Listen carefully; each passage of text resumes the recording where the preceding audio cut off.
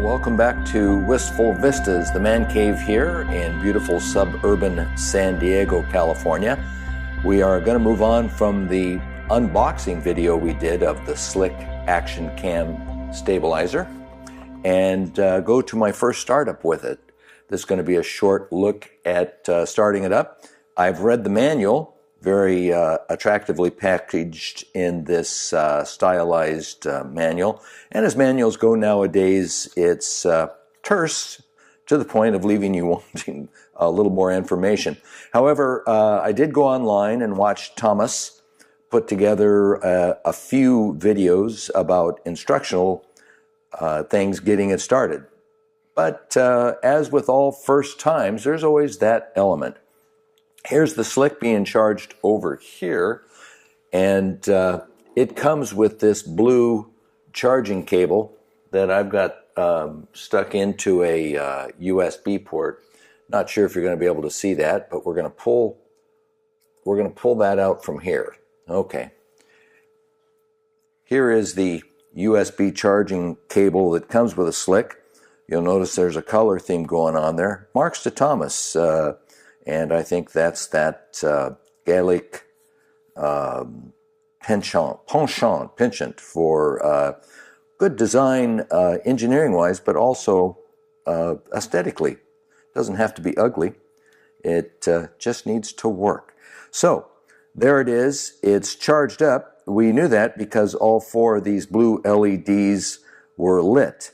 Now the instructions say never, and they're quite specific about it, never start up with a Slick without a GoPro camera installed on it. So we're going to do that. I've got my old faithful GoPro Hero 3 Plus here, and put the battery in so the weight is about the same. And that's what we're going to use to put into the Slick and then start it up. So stand by for that one. That's our first big test and operation of the Slick. All right, I put the GoPro in its little protective plastic housing. You need that so that you have these mounting tabs here. By the way, this is a really nice little silicone switch and lens cover set that I bought on eBay. Not sure of the location. I'll see if I can't find it for you. But I recommend these over the black ones that GoPro has on their site, because when you drop them, and you will drop them, very easy to see, much easier to see, I'll put it that way, out on the ground when you're looking down around for it. Much easier to see a brightly colored one. So we're keeping that on. We're going to mount the GoPro. Oh, okay. We're going to put it in like that. Attach the screw here. Let's see if we can get this thing started. Hello.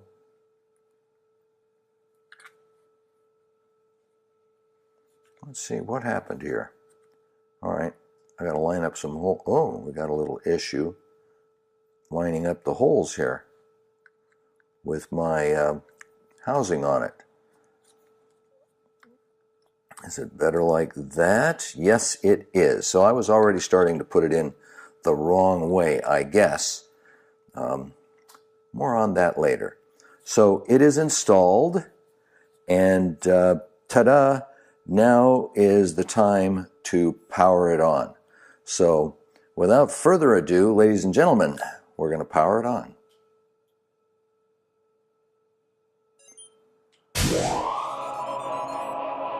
And there it is. Boy, it snapped right too. I don't think it needs any calibration whatsoever. We have all four blue LEDs brilliantly lit. Again, you'll notice a theme here. Blue is Thomas's theme, I guess. I don't mind it. I think it's very nice. But we are powered up, and you'll see the Slick is attempting to keep the camera level. It starts up in a certain mode, and it's moving around and compensating for the camera position. So we have a 3-axis Slick gimbal stabilizer. And our next time that we will be using this, we're going to put it on a motorcycle and go for a ride.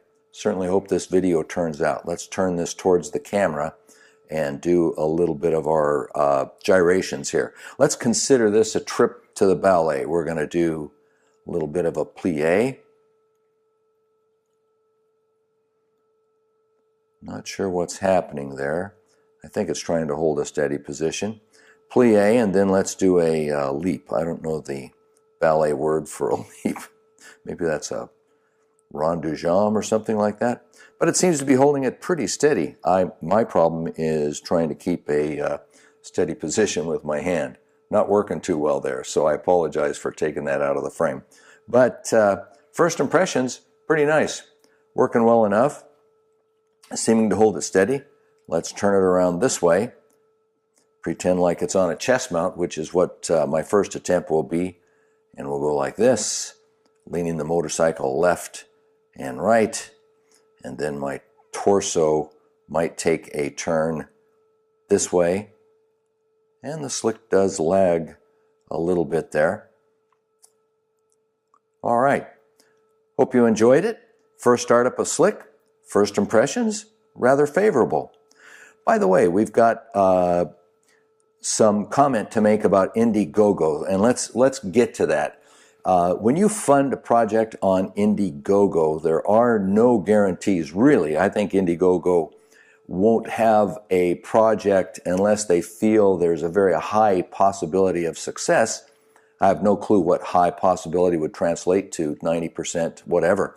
But I don't think they'll put one up unless they feel there's a very high possibility of success.